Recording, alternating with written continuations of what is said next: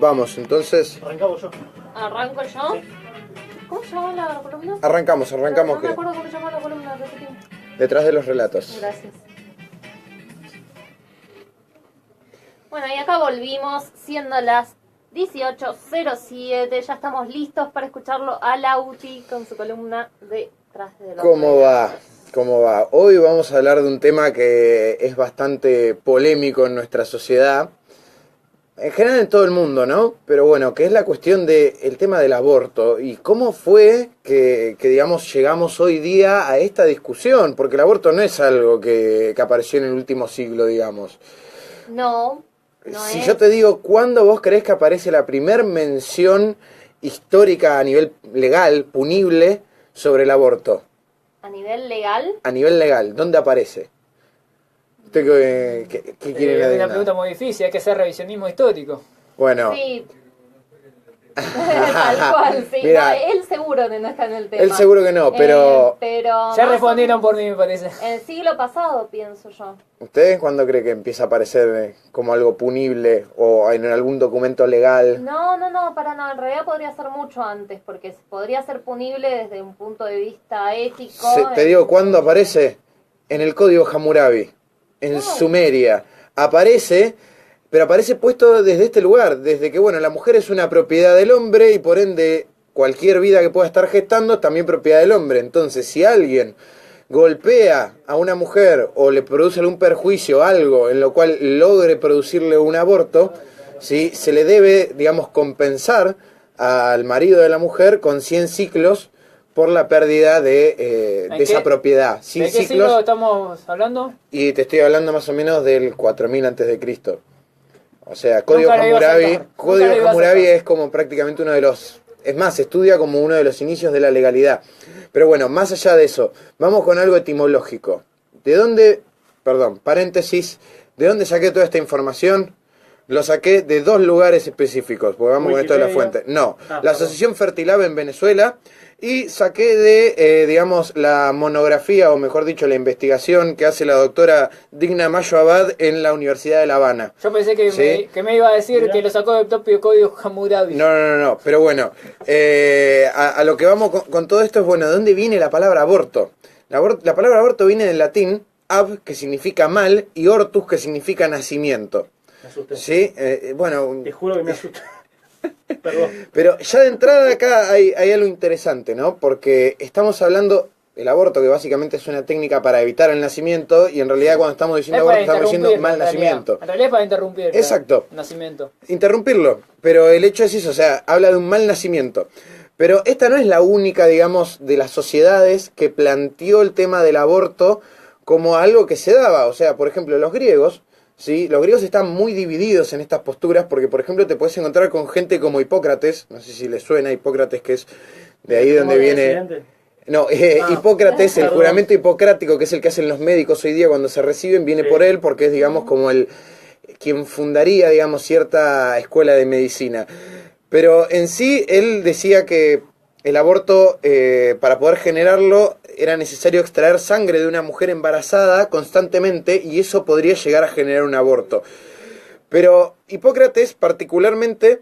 Se puede llegar a generar, pero no de la forma en que se genera ahora. Se genera porque simplemente la mujer se desangra y, Y el sí. feto se queda así. Claramente, pero son muchas las técnicas que han habido. El tema que por ahí Hipócrates estaba más del lado de esto de pensar que, bueno, que había una división, como es bien propio de los griegos, entre alma y espíritu, entre cuerpo y espíritu. Sí. Y también, si querés, ahí está la mente. Pero en sí, por eso él estaba en contra. Pero de repente te encontrás con gente como Aristóteles, que plantea todo lo contrario. Que, bueno, el modelo, digamos, que tienen los griegos es un modelo de polis, de democracia directa, con un número de ciudadanos reducido así.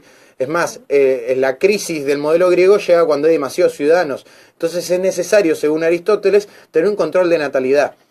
Entonces el aborto se presenta ahí para Aristóteles como una solución para que los matrimonios que tengan más de 40 años no tengan, digamos, hijos y entonces haya un nivel de sobrepoblación. O sea, los griegos tenían posturas diversas sobre estos. Ya había un debate en Atenas en el, digamos, 1500 antes de Cristo sobre esto. Porque creo que la concepción, con respecto a la concepción del ser humano, siempre hubo un debate, ¿sí? Sí, pero algo muy interesante es que esto empieza a cambiar con la llegada de la era cristiana, pero no al principio, sino que empieza a cambiar y llega a la concepción, digamos, de la iglesia, de que en el momento de la concepción hay un alma. Eso recién aparece en el 1869. Antes de todo eso, hubo muchos debates sobre en qué momento, porque esta es la concepción de la vida cristiana, es la idea de que la vida tiene un alma, que es algo que, si vamos al caso, no lo podemos comprobar. O sea, desde nuestro punto de vista más racional en nuestra época, es algo en lo cual estamos en la duda. No sabemos si existe el alma, ni siquiera en seres como nosotros. Entonces, la gran discusión por acá pasaba por el alma y cuándo aparecía. A tal punto era esta discusión que nos podemos encontrar, no sé si le suena Santo Tomás de Aquino.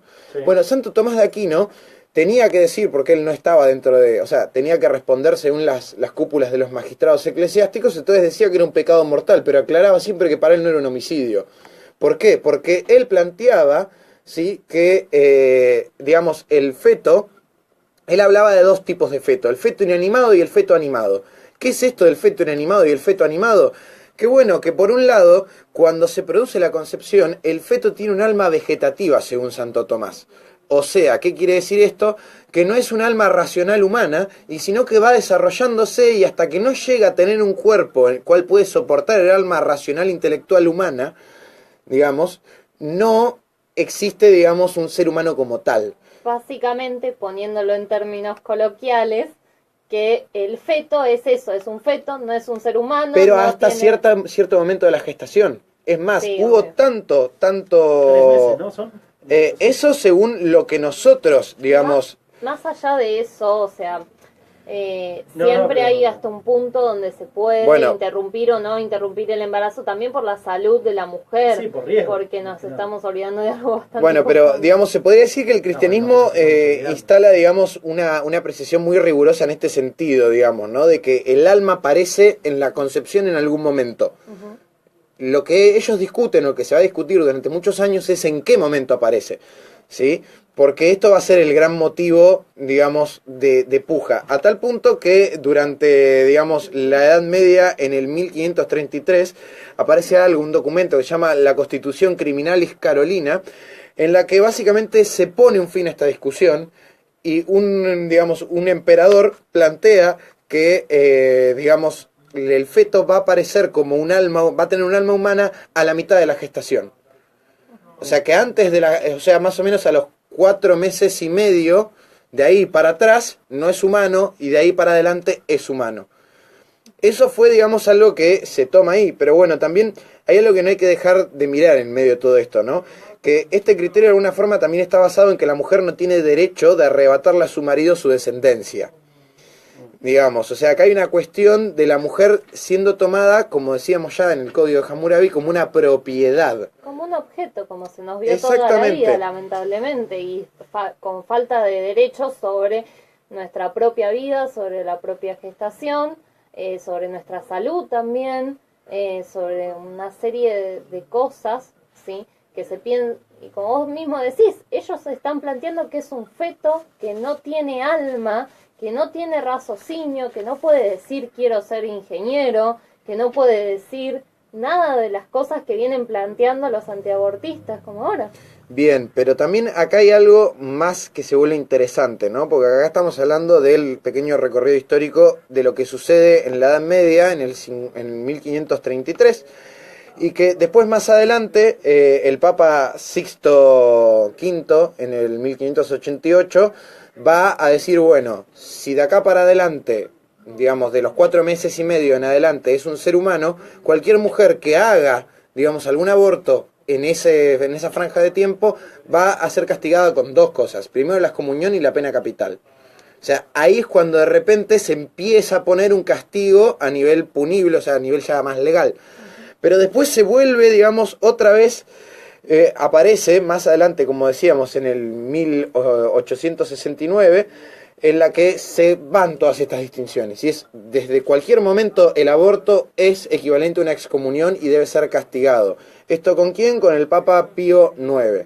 Pero ahora, vamos un poco más a la actualidad. ¿Qué pasa? Porque de repente hay todo un periodo en donde la dominación cristiana llega como a darle un enfoque a esto y decir, bueno, esto está determinantemente prohibido y de repente los estados empiezan de a poco a hacerlo legal.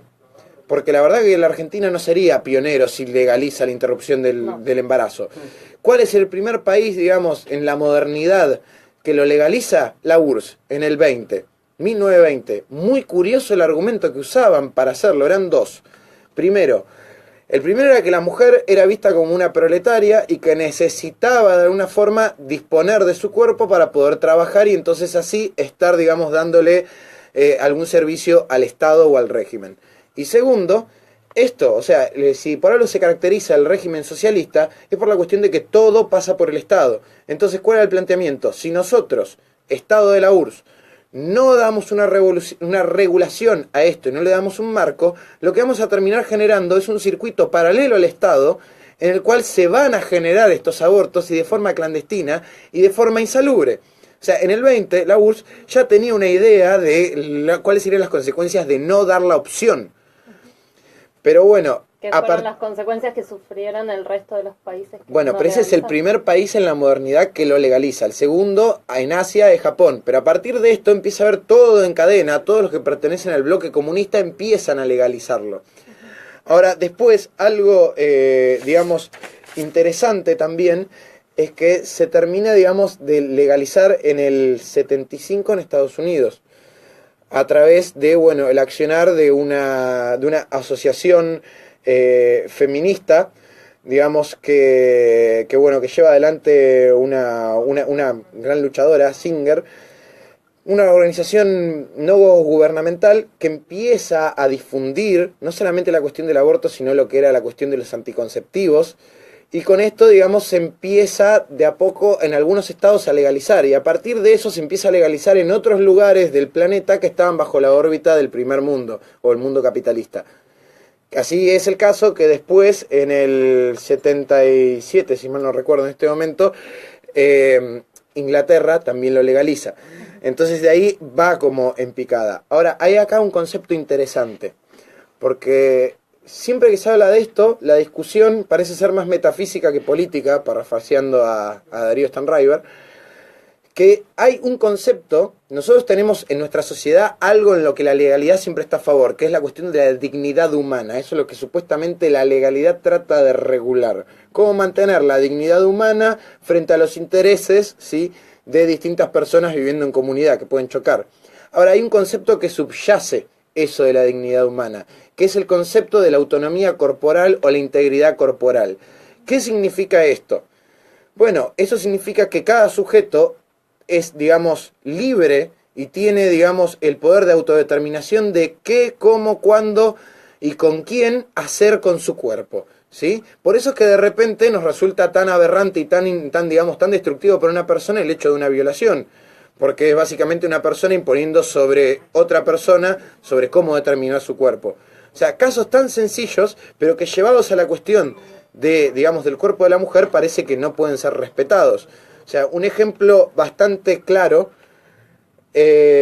podría ser en el caso, digamos, de la donación de órganos. O sea, si vos te moriste sin firmar tu autonomía, sin firmar un papel en el cual diga que vos podías donar un órgano, eso pasa a tu familia. Pero, digamos, esa autonomía de cuerpo se la respeta hasta en un cadáver, pero no se les respeta a las mujeres. Sí, hablando de eso, ¿podría retomar un poquito ciertas cosas que dijiste? Sí. Vos dijiste en un principio que en la sociedad griega se lo veía primero como un control de natalidad. Había debate. Había debate, pero una de las perspectivas aristotélicas lo veía como un control de natalidad. ¿Sí? Creo que eso es importante en parte, ¿sí?, para el debate que se está generando hoy en día. ¿Sí? ¿Por qué?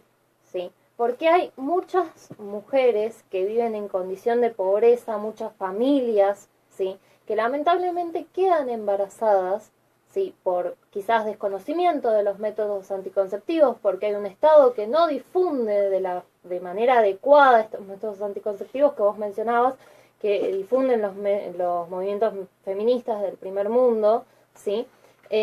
También por otros motivos, ¿sí?, ya sea porque el hombre no se quiso cuidar, porque hubo una violación, porque simplemente el método anticonceptivo falló, porque simplemente no se pudieron cuidar. Sea cual sea el motivo, ¿sí?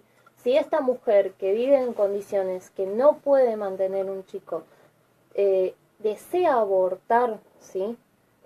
Creo que estaría en todo su derecho, ¿sí? Y podríamos empezar a regular un poco lo que es el índice de pobreza de nuestro país, que es un país subdesarrollado, que lamentablemente tiene muchas familias, niños en estas condiciones, ¿sí? Y por otra parte, quisiera retomar lo que vos dijiste, que en los países comunistas lo tomaban a la mujer, ¿sí?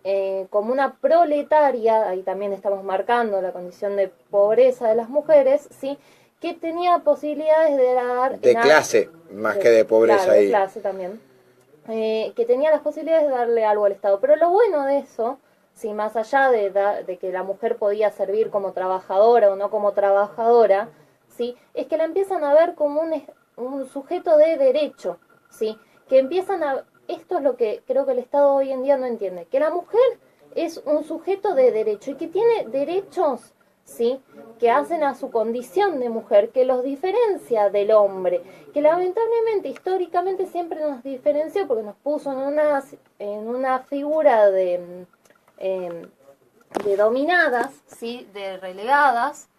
No me gusta mucho aparecer en cámara. Dale, que está diciendo lo genial, dale. Sí, y que deben considerar esa diferencia histórica que se hizo por las sociedades machistas en las que vivimos, ¿sí? Y que tienen que empezar a ponernos en un lugar un poquito diferente y hasta te diría protagónico para poder empezar a recuperar justamente todos esos derechos que nos han sido negados y sacados por ser vistas como objetos, justamente como vos decías, desde Hammurabi, desde esa época, ¿sí? Y no como sujetos de derecho, ¿sí? Que las mujeres, lamentablemente por eso hemos sufrido muchas discriminaciones, no tan solo desde el punto de vista de la concepción, sino también desde el punto de vista laboral, social diario, que no podemos andar por la calle, que no, como vos decías, no se nos respetan nuestra dignidad de cuerpos, que se nos viola, mata como si fuéramos cualquier cosa, por una serie de cuestiones que creo que tendríamos que tener en cuenta. Y más allá de las violaciones y de las violaciones de dignidad del cuerpo, sí, que yo estoy completamente a favor, que para eso esté el aborto, creo que también el aborto tiene que estar legalizado para cualquier mujer que desee decidir sobre su cuerpo, porque es nuestro, ¿sí? Simplemente por eso. Bueno, ahí vos estás diciendo algo que me parece a mí clave, que pasa por esto de la cuestión de la decisión, ¿no? Porque esto es lo que se le está reconociendo a la mujer, que tiene el poder de decidir sobre su propio destino, sobre su propio cuerpo, porque bueno, un embarazo no es cosa fácil. Pero nada, lo último que voy a cerrar, me parece que hay una pequeña cuestión lingüística acá, que tiene que ver con esto de los pro vida, que realmente no es pro vida, porque con eso si no nos están excluyendo a todos los que estamos de este otro lado de la cuestión de pelear por la vida, y también estamos a favor de eso. La cuestión en realidad pasa por... Me gusta mucho esta cuestión que pasa entre el inglés y el español. El movimiento, digamos, en inglés es pro-life y están los pro-choice, por el otro lado, los pro-libertad, los pro-elección. Me parece que nos está diciendo algo, que los pro-vida de alguna forma están a favor de la vida. No importa si esa vida es oprimida, si es una vida de esclavitud, si es una vida de maltratos y vejaciones. Y por otro lado, hay otro valor que se está dando desde el lenguaje, por otro lugar, que tiene que ver con esto, con una vida merecedora de ser vivida, digna. ¿Qué es esto? Y es muy sano para la democracia que hoy estemos pudiendo hablar de esto por fuera de toda concepción religiosa, aunque todavía nos cueste. Pero bueno, este es más o menos un recorrido de cómo fue variando y fue mutando, digamos, la cuestión del aborto, que no salió de la noche a la mañana y que no es algo de hace 200 años. Es algo que se viene tratando hace mucho. Pero bueno, podríamos seguir y se nos acaba el tiempo. Así que bueno, nos vamos a tener que cortar acá porque la verdad que hay un montón de información para quien quiera buscar.